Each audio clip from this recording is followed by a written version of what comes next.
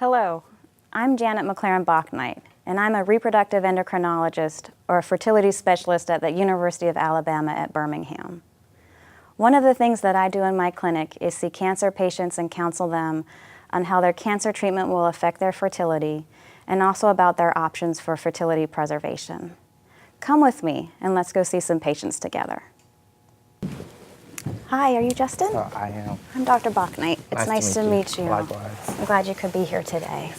How can I help? Well, I came in today because I was recently diagnosed with lymphoma, and Okay. my doctor wanted me to talk to you about fertility. I don't want to have kids right now, but I may want to in the future. Absolutely. Well, I'm really glad that your doctor was able to get you here before you started treatment. Do you know when the plan is for you to start chemotherapy? I'll be starting chemo in about a week. Okay, well good. That gives us some time to potentially do some things. Let me start first by talking a little bit about male reproduction. Okay.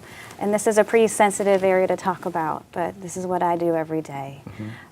So the testicle basically makes two things for your body. It makes testosterone, which is the hormone that helps you grow a beard and helps with muscle mass, and then it also makes sperm.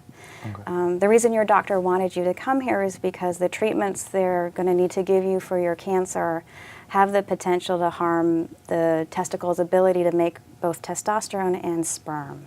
And so depending on exactly what treatment they have planned, there is more or less risk of harm to the testicle. Okay, so what are the odds that I will be able to have children after this? It really depends on the cancer treatment that your doctors have planned and how advanced your cancer is. Different chemotherapies harm the sperm-producing cells to different degrees. So I need to talk to your cancer doctor to figure out more, but depending on the medications that you need to take, there may be more or less risk to the sperm-producing cells.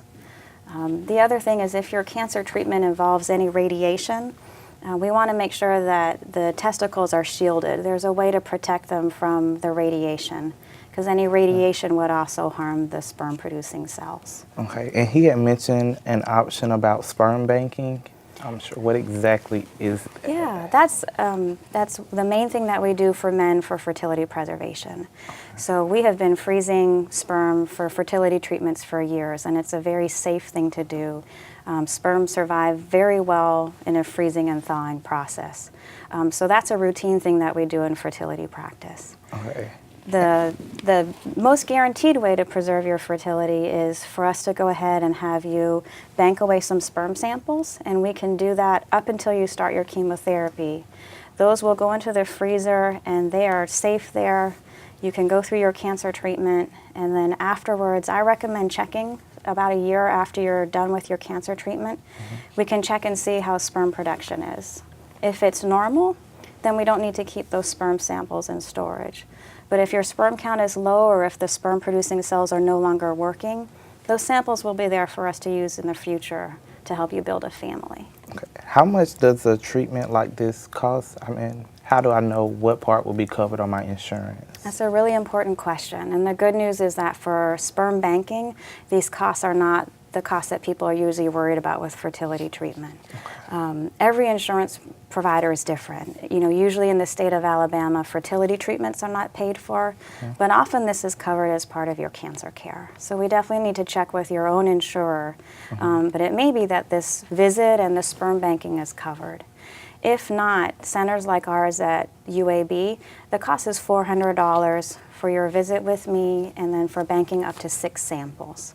So that'll allow you to come back as many times as you can in the next week to bank away some samples. We keep them stored for about $150 a year, and that's about the price in other centers. Okay. So thankfully this is not a huge cost at a time when you're facing lots of other costs from your medical care. Exactly. Okay, that's some great information. So what exactly do I need to do from here?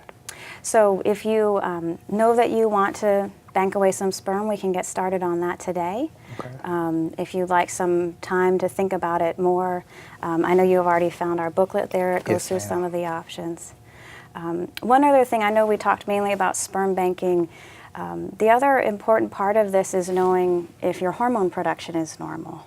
And so the way that you'll be able to tell that yourself is if you finish your cancer treatment and are still needing to shave your beard and still feel like you have good muscle mass, that's a really good sign that the testosterone production from the testicle is still normal. So that's one way that you'll be able to tell yourself, but I still recommend that a year after your treatment you have a semen analysis done so that we can look and see how the sperm production is. Okay. Okay? Yes, ma'am.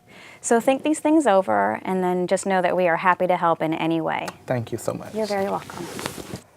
Fertility is a major concern of young individuals facing cancer. In 2006, the American Society of Clinical Oncology released a statement stating how important it is for cancer doctors to talk to their patients about fertility before they start their treatment.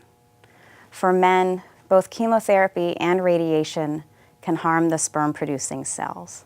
Thankfully, sperm banking is a very successful method of fertility preservation for men. This treatment is less expensive than many people think, and we encourage men to bank as many sperm samples as they can before starting their chemotherapy. So please talk to your doctor if you have questions about your fertility. And if you need more information, please go to the Fertile Hope website or to myoncofertility.org. Thank you.